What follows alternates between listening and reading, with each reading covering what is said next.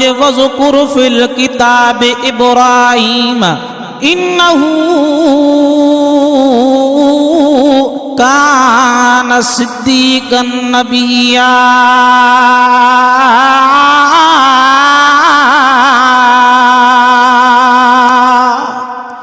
हज़रत इब्राहीम अलैहिस्सलातु वस्सलाम अल्लाह जो नबिया।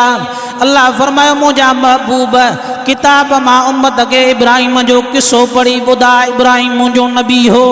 हज़रत इब्राहीम अलैहिस्सलातु वस्सलाम बकरियूं पियो चारे।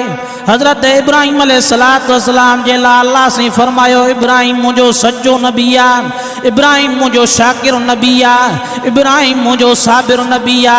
मलाइकन जो सही असां इम्तिहान वठूंसि। अल्लाह फरमायो भले वठोसि। हज़रत इब्राहीम जे नाले रब करीम दो चवे त इब्राहीम जान कुर्बान कंदो, बच्चा कुर्बान कंदो, सब शइ कुर्बान कंदो, पर मुंहिंजी तौहीद खे न छॾींदो। ॿुधो दुनिया वारो ख़ुदा जी ज़ात जो कसम आहे। मलाइका चंदा हिकिड़ो मलाइक अचे थो हज़रत इब्राहीम अलैहिस्सलातु वस्सलाम बकरियूं पिया था चारनि। हज़रत इब्राहीम अलैहिस्सलातु वस्सलाम बकरियूं चारींदे चारींदे अल्लाह जो ज़िक्र पिया था कनि।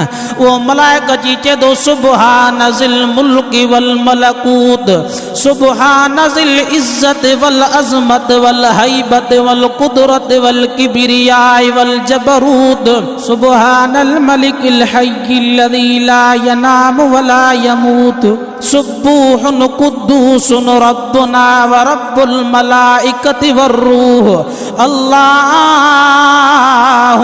अजरना मिनन नार।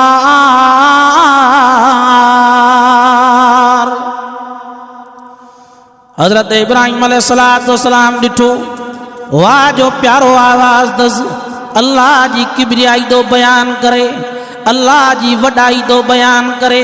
हज़रत इब्राहीम अलैहिस्सलातु वस्सलाम फरमाईंदा पढ़ण वारा मूंखे वरी ॿुधाए कि साजुर त पंहिंजी मर्ज़ीअ सां पढ़ियमि, पर जे हाणे तूं थो पढ़ाई त मज़दूरी वठंदो मां।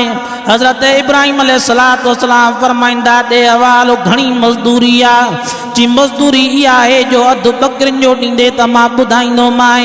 हज़रत इब्राहीम फरमायो मां अधु बकरिन जो ॾिनो मां।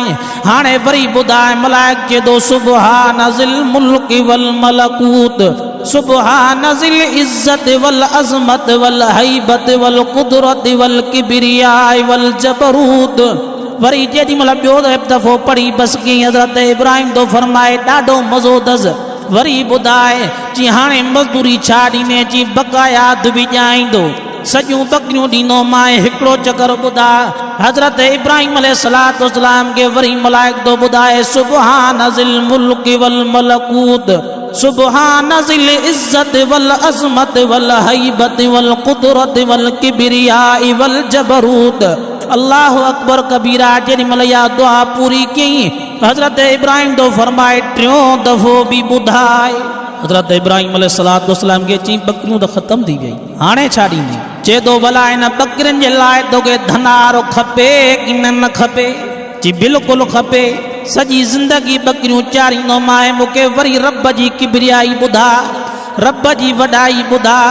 मलाइक चए थो सुब्हान ज़िल मुल्क वल मलकूत, सुब्हान ज़िल इज़्ज़त वल अज़मत वल हैबत वल कुदरत वल किब्रिया वल जबरूत, अल्लाह अकबर कबीरा। हज़रत इब्राहीम अलैहिस्सलातु वस्सलाम के वो अल्लाह जो मलाइक दो चवे इब्राहीम मां दुनिया जो इंसान आहियां, मां मलाइक हाँ, मां इन जे लाइ आयो ॾिसां त तुंहिंजी रब्बे ज़ुल जलाल सां केॾी मोहबत आहे। इब्राहीम तुंहिंजी तारीफ़ अल्लाह कई आहे, बराबरि तूं न तारीफ़ जो लाइक़ु आहे।